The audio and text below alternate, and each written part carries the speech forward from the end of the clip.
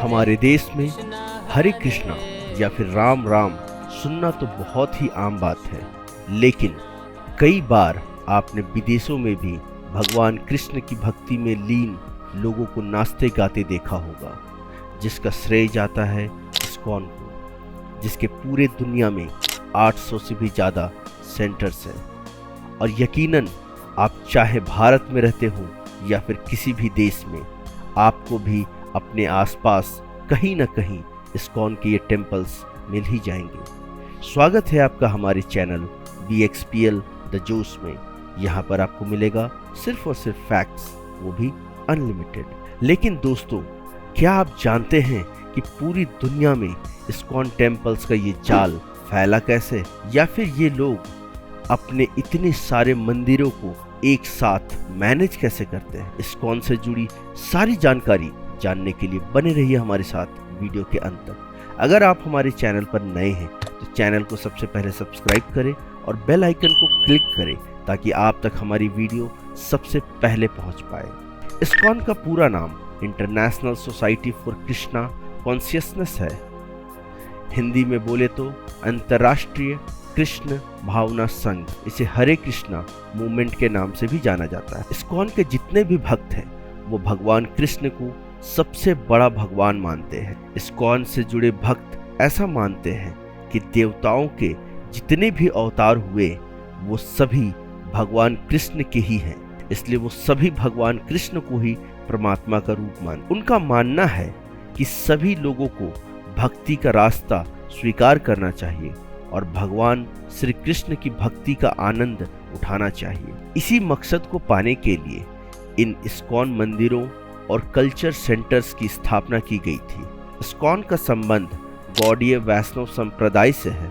यहाँ वैष्णव का मतलब भगवान विष्णु की पूजा और गौड़ीय का संबंध पश्चिम बंगाल के गौरी क्षेत्र से है, जहाँ से इस संप्रदाय की शुरुआत हुई थी। और दोस्तों, इसी समाज के एक संत हुए थे भक्ति वेदांता स्वामी प्रभुपाद, जिनको सन 1922 में उनके गुरु ने कहा था कि तुम एक पढ़े लिखे नौजवान हो, तुम्हें अंग्रेजी भाषा का ज्ञान भी है, तुम्हें पश्चिमी देशों में जाकर अंग्रेजों को भगवान कृष्ण का बताया हुआ संदेश समझा सकते हो। इसलिए जब भी तुम्हारे पास पर्याप्त धन हो जाए तो गौड़ीय और वैष्णव ग्रंथों को पब्लिश करके लोगों के बीच बांटना। दोस्तों, स्वामी प्रभुपाद का असली नाम अभय चरण डे था। स्वतंत्रता संग्राम के दौरान वो गांधी जी के अनुयायी थे। उन्होंने अपनी पूरी जिंदगी न सिर्फ अपने देश बल्कि पूरी मानव जाति की भलाई के लिए लगा दी। स्वामी प्रभुपाद सबसे पहले सन 1953 में झांसी में लीग ऑफ डिवोट के नाम से एक धार्मिक संस्था की स्थापना की, लेकिन लोगों ने इसमें ज़्यादा रुचि नहीं दिखाई। फिर 55 साल की उम्र में उन्होंने गृहस्थ जीवन त्याग दिया और वो एक संत बन गए। फिर जब वो 69 साल के हुए तो वो जलदूत नाम के एक जहाज से अमेरिका गए। 37 सालों की यात्रा के बाद जब वो अमेरिका पहुंचे तो उन्हें नहीं पता था कि क्या करना है। 1 साल तक कड़ा संघर्ष करने के बाद उन्होंने इस्कॉन की रजिस्ट्रेशन के लिए अप्लाई किया और फिर फाइनली 13 जुलाई 1966 को न्यूयॉर्क में इस्कॉन की स्थापना हो गई, इस भावना के साथ कि एक ना एक दिन पूरी दुनिया भगवान कृष्ण की बताई हुई शिक्षा पर चलेगी। यही वजह है कि संस्था का आधार सदियों पुरानी भगवत गीता है। शुरुआत में उन्होंने गिने चुने लोगों के साथ इसकी शुरुआत की थी, जिनमें से ज़्यादातर सदस्य हिप्पी थे, जिन्हें अमेरिका में आवारा और अय्याश टाइप के लोगों में माना जाता था। धीरे धीरे नशे और दूसरे गलत काम करने वाले ये हिप्पी भगवत गीता का उपदेश मिलने के बाद सुधरने लगे और उनकी आदतें पूरी तरह से बदलने लगी। अमेरिकन कृष्ण भक्तों की इस शुरुआती टोली को हिंदू नाम दिया गया और ये एक दूसरे को हरे कृष्णा कहकर संबोधित करने लगे। ये किसी ब्राह्मण की ही तरह मंत्रों का उच्चारण करते और भक्ति पाठ करते और इस तरह इस्कॉन ने अपनी स्थापना के 10 सालों के अंदर ही देश विदेश में 108 मंदिर बनवा लिए। और दोस्तों, आज की तारीख में दुनिया भर में 850 इस्कॉन टेम्पल्स और कल्चरल सेंटर मौजूद हैं, जिनके जरिए इस्कॉन से आज ये लाखों करोड़ों लोग जुड़े हैं। राजधानी दिल्ली में भी एक भव्य मंदिर है जिसका नाम है श्री श्री राधा पार्थसारथी मंदिर। इसके अलावा भारत में 150 इस्कॉन टेम्पल्स को सरकार से मान्यता प्राप्त है, 12 एजुकेशनल इंस्टीट्यूशन और 25 रेस्टोरेंट्स हैं। वहीं नेपाल की राजधानी काठमांडू में भी इस्कॉन का एक बहुत बड़ा मंदिर है। वहीं यूरोप में, जिसमें फ्रांस, स्पेन और रूस है, जर्मनी, इटली और बेल्जियम शामिल है, वहाँ इस्कॉन के 135 मंदिर और कल्चरल सेंटर्स हैं।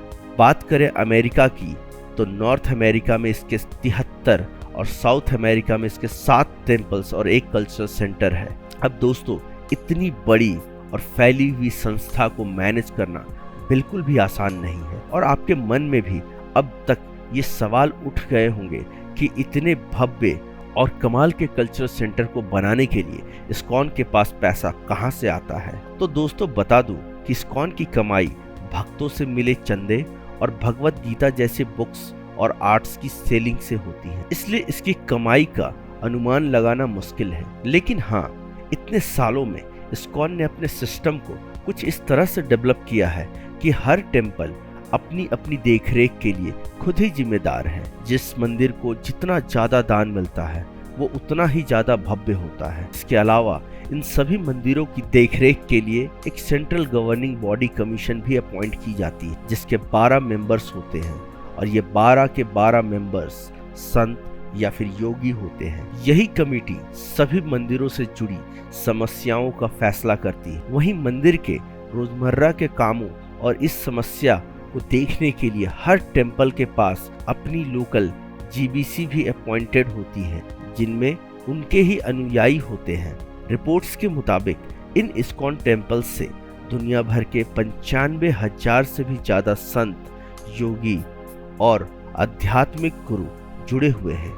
तो वहीं 10 लाख लोगों के पास इनकी लाइफ टाइम मेंबरशिप है, जो सिर्फ उनके डोनर से ही मिलती है। वहीं दोस्तों, आपको बता दूं कि इस्कॉन कई तरह के चैरिटेबल और सोशल कॉज पर भी काम करता है। इन्होंने ही सबसे पहले फूड फॉर लाइफ की शुरुआत की थी, जिसमें इनके सेंटर्स पर जरूरतमंदों को खाना दिया जाता था। इसके अलावा दूसरे देशों में भी इस्कॉन ऐसे ही कई समाज सेवा के आयोजन चलाते हैं, जिससे उन इलाकों की उद्धार हो सके। क्या आप भी इस्कॉन से जुड़ना चाहेंगे? कमेंट करके जरूर बताइएगा। अगर आपको वीडियो अच्छा लगा हो तो वीडियो को लाइक करना, शेयर करना और चैनल को सब्सक्राइब करना ना भूलें। आज के लिए बस इतना ही। बने रहिए हमारे साथ, फिर मिलेंगे अगली वीडियो में कुछ नई जानकारी के साथ। तब तक के लिए धन्यवाद।